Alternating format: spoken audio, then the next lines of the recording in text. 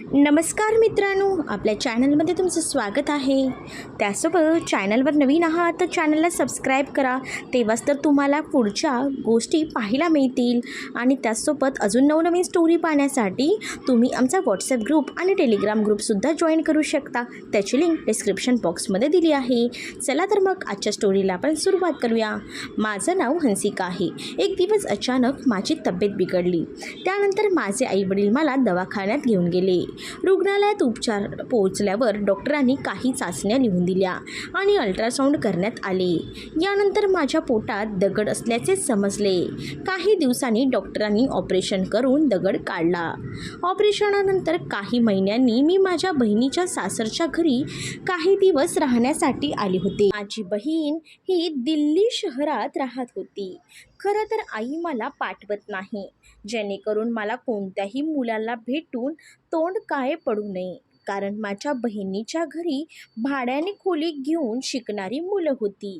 जेव्हा मी माझ्या बहिणींच्या घरी जायची तेव्हा ते सगळे माझ्याकडे बघायचे किंवा माझ्याशी बोलायचा प्रयत्न करायचे. माझ्या बहिणीचे घर हे 4 मजली आहे. दिदीचा मेहुणा 4थ्या मजल्यावर राहत होता आणि दिदीचा मेहुणा आणि सासू आणि सासरे 3ऱ्या मजल्यावर राहत होते. काही मुले उरलेल्या मजल्यावर भाड्याने खोल्या घेऊन राहत होते. मी समोर असते तर कुठला तरी मुलगा माझ्याशी बोलला असता, पण दिदींना हे सर्व आवडले नाही.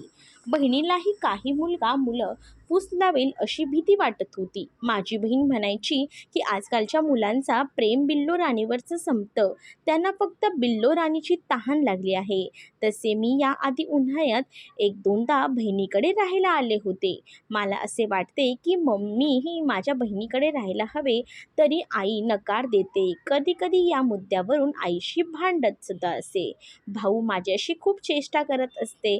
माझ्या बहिणीचे लग्न झाल्यापासून भाऊजी मला प्रभावित करण्याचा प्रयत्न करत आहेत, हे माझ्या अनेक वेळा लक्षात आले. मी माझ्या बहिणीच्या घरी गेल्यावर माझ्या भाऊजींनी मला पाहताच सांगितले, बहीण आली आहे. बहीण कशी आहे? माझ्या बहिणीसमोरही ते मला चिडवत असत. माझ्या पोटावर ऑपरेशन, त्यासाठी एक चिन्ह आहे. भाऊजी म्हणतात की आता तुझ्या पोटावर शिक्का बसला आहे, मला पण बघू देशील कसं आहे, असे सांगून ते मला चिडवत असत. एकदा भाऊजी म्हणाले की मी डॉक्टर झालो असतो मग मी ते तुमच्या ऑपरेशनमध्ये करेन. मी म्हणाले यात तुम्ही काय केले असते? तर भाऊजी म्हणाले मी डॉक्टर असते तर तुझे सर्व कपडे काढून तुझ्यावर ऑपरेशन केले असते. मला खूपच लाज वाटू लागली, पण भाऊजी न डगमगता बोलले. एक दिवस मी सलवार सूट घातला होता. त्याच्या मागे माझ्या ब्राच्या 2 पट्ट्या दिसत होत्या, पण मला कळत नव्हते. भाऊजींनी पाहिल्यावर माझ्या ब्राचे 2 पट्टे मागून धरले आणि म्हणाले, या घोडीचा लगाम लावा. त्या दिवसात उन्हाळा होता आणि उष्णतेमुळे माझ्या पाठीवर पुरळ उठले होते. त्यामुळे माझी बहीण माझ्या पाठीवर पावडर लावायची. एकदा माझी बहीण माझी कुर्ती उचलून पाठीवर पावडर लावत असताना अचानक भाऊजी आले आणि माझे ब्राचे हुक उघडले. माझ्या ब्राचे हुक उघडल्यावर मला कळले. मग भाऊजी म्हणू लागले, थांबा, रात्री एवढी टाईट ब्रा घालून झोपू नकोस. मी म्हणाले, बहीण हे बघ भाऊजी तुला पुन्हा त्रास देत आहेत. तर बहीण म्हणाली, ते बरोबर आहे, तुझी ब्रा काढ आणि रात्री झोप. मी माझा नाईट सूट आणायला विसरून गेले होते, म्हणून बहिणीने मला तिचा गाऊन दिला, जो खूपच सैल होता आणि मोठा गळा होता, ज्यातून माझे गुबगुबीत पायही दिसत होते आणि भाऊजींची नजर तिथेच घेऊन राहिली होती. एकदा मला माझ्या संपूर्ण शरीरावर खाज कशी आली हे माहीत नाही. मला जितकी खाज सुटली तितकी जास्त खाज सुटली. मला जास्त खाजवल्यासारखं वाटत होतं. माझ्या अंगावर खाज सुटली की अंगावर खाज आल्याने लाल व्हायचे. मला जोरात खाज सुटली की भाऊजी हसायला लागले. त्या दिवसापासून भाऊजी आणखीनच मस्करी करू लागले. मला लाज वाटली, पण भाऊजी न डगमगता मोकळेपणाने बोलायचे. भाऊजी 1-2दा म्हणाले, सगळ्यात आधी या खेळपट्टीवर फक्त मीच क्रिकेट सामने खेळणार आहे. एक दिवसाची गोष्ट, सकाळी भाऊजी ऑफिसला गेले आणि दीदी बँकेत काही काम होतं म्हणून दीदी बँकेत गेली. माझ्या फोनवर मेसेज ऐकला तेव्हा मी घरी होते. मिस कॉल आला होता. मी पाहिले की माझ्या मैत्रिणीचा मिस कॉल होता. बरेच दिवस मी तिच्याशी बोलू शकले नव्हते. मग मी माझ्या मैत्रिणीशी फोनवर बोलू लागले. माझ्या तब्येतीतील विचारायला लागल्यावर ती तिच्या ऑपरेशनबद्दल सांगू लागली. मी असे म्हणताच मागून भाऊजी आले आणि म्हणाले की काय चालू आहे, पुरळ बरे झाले का, आणि कोणाच्याही लक्षात आले नाही. भाऊजी ऑफिसमधून कधी आले असतील माहीत नाही. भाऊजी म्हणाले ती कोणाची हाक होती. मी म्हणाले हा माझ्या मैत्रिणीचा कॉल होता. मी लगेच कॉल डिस्कनेक्ट केला. मग भाऊजी म्हणाले तुझे पुरळ बरे झाले का, मला पण बघू दे. आणि मी असे म्हणताच भाऊजींनी माझा हात धरला. मी त्यांचा हात सोडू लागले आणि म्हणाले नको ना भाऊजी, आता मी एकदम ठीक आहे.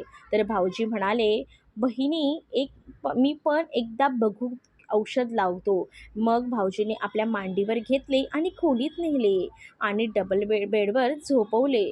मी म्हणू लागले की सोडा भाऊजी, मला सोडा. भाऊजींनी ऐकले नाही. भाऊजी म्हणाले तुला पहिल्यापासून मी वेडा झालो आहे. मला इतकी लाज वाटली की मी डबल बेड केले, चादर झाकून घेतली होती, पण भाऊजींनी तीही काढली. आणि मी म्हणाले भाऊजी प्लीज निघून जा, ताई येईल. पण आता भाऊजी कुठे विश्वास ठेवणार. आणि दीदीही 3-4 तासांपूर्वी आली नाही, ज्याबद्दल मला माहिती होते की दीदीला खूप काम आहे.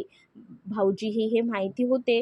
म्हणूनच भाऊजींनी आता ठरवले होते आज तुला माझ्यासोबत क्रिकेट खेळायचे आहे आणि खेळावे लागणारच आहे. मी त्याला नको पण सांगितले, पटेल नाही ते पण म्हणाले तू प्रथम फलंदाजी कर. मी अनाडी असल्याचं नाटक करत त्यांना म्हटलं फलंदाजी करता येत नाही.